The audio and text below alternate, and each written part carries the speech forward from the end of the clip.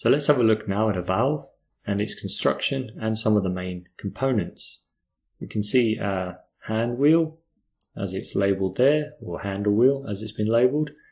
And we've got a yoke sleeve that allows us to lower and raise the stem. That is effectively our anchor point.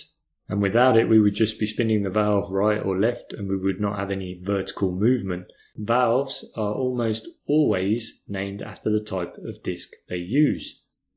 The type of valve we're looking at now is a globe valve.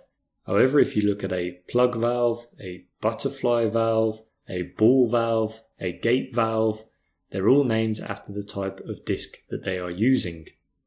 These holes are actually for passing bolts through, and then we'll use a bolt and nut arrangement to tighten the flange.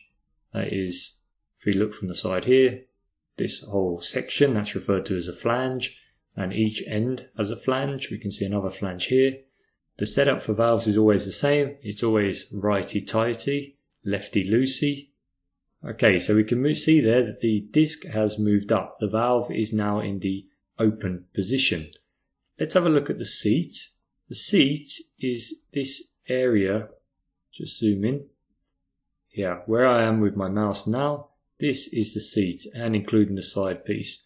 And we want the disc to come down and land on the seat and form, ideally, a perfect seal. And then we will prevent any flow through the valve. That is when the valve is in the closed position. We can see on the left hand side of the screen now we have a nut and stud arrangement. A stud is essentially a bolt but without a head.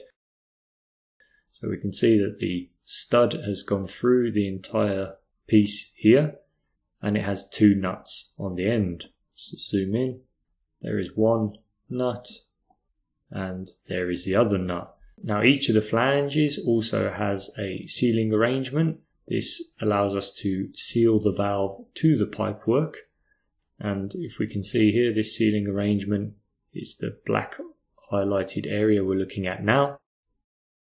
It has a ridged profile. This helps it to seal, and typically we use a paper gasket or maybe a nitrile rubber gasket.